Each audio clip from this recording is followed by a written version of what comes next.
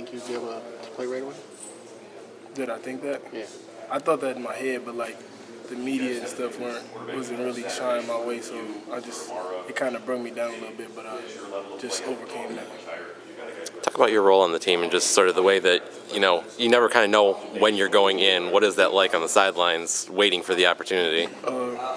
Me and Coach Wheatley always are going back at it because, like, as the ball goes down the field, like, the running backs have to stand behind Coach Wheatley, and I kind of stand in the one spot, and Coach Wheatley can't find me, so he's yelling, and other people are yelling at me, and it's just hard. And the role that I play on the team is just whenever he needs me, I'm just ready to go.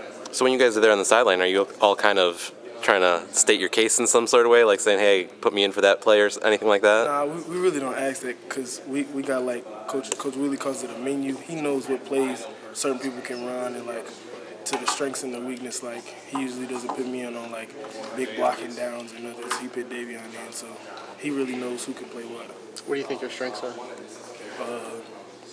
Being able to play in space and, like, being a student of the game and be able to realize, like, what the blocking scheme is to know where the hole is going to open up at.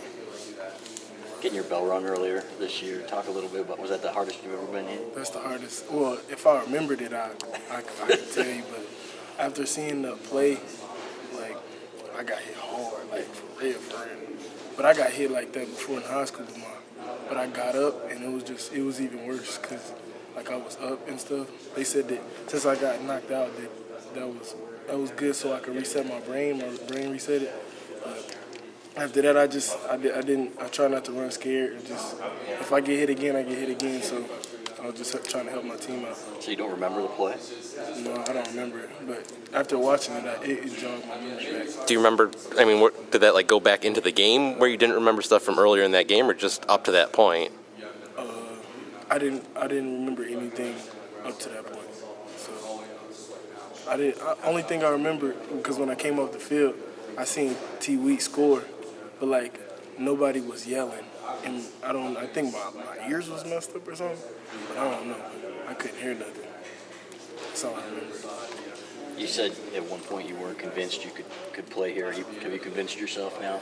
Yeah, all throughout the summer I was just telling myself I can do it, even though that all the websites and saying I'll be able to get red-shirted or this and that. I just posted it up on my wall and I had it on my ceiling. So every time I go to sleep, I'll be able to look at it just so I can prove everybody wrong. What did you have on your ceiling? All the like the little magazines or or the little articles saying that Chris Evans like red-shirted, and, all the big names are gonna play, big names are gonna do this, big names are gonna do that, and I just lived off that. Do you feel like a big name now? I feel like I still got work to do, but I feel like my name is bigger than what I got when I got here. Like printed out stuff on your ceiling? Do you have any Indiana ties? I mean, who's your football part of high school or involved with some of your teammates or anything? Yeah, I know a lot of people on the team and a lot of the coaches because they wanted me so bad, like. Because they knew, one of the coaches said that they knew like how talented I was, and they wanted to get me before anybody else comes out. So they were recruiting me. Was that your first offer? No, that was my first like Big Ten offer though. I had all the MAC offers, and then they offered me first. Is there any trash talk from your friends back home? Oh yeah, for sure. I'm glad that we're not going to Indiana this year because if that was the case, it'd be crazy. This was your first experience losing a game. Is there a different mood at all in practice this week?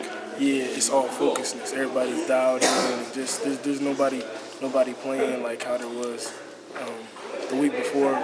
People, Davion called it as we was getting too comfortable. We got too comfortable. We was playing around talking about things we shouldn't be talking about in practice.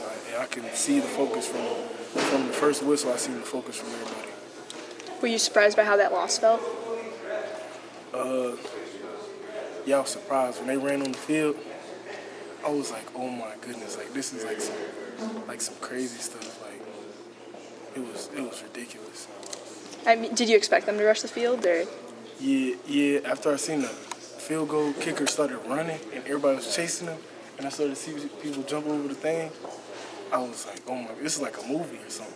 And then we didn't shake hands with him. We just walked off. I didn't expect that. I just thought, I didn't know what was going to happen. When did the loss really start to sink in?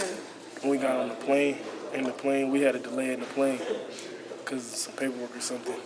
And like as I was sitting there, I'm like, dang, we just really lost. And then it popped up on the TVs behind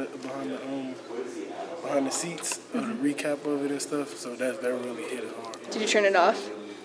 I didn't know how to do it. It was just on everybody's TV, so I was like, I don't know how to work it. How confident are you in John O'Corn? What have you seen from him the last couple days in practice? He's been having a great practice. Everybody on the team is kind of bringing him up, like letting him know that we're here for you and all that. I sent him a text talking about how good he's going to do this week. Just being there for him because I would want him to do that for me. What have you seen from him in practice that has been so good? His leadership, making sure everybody's in the right place at the right time, and just being vocal for everybody.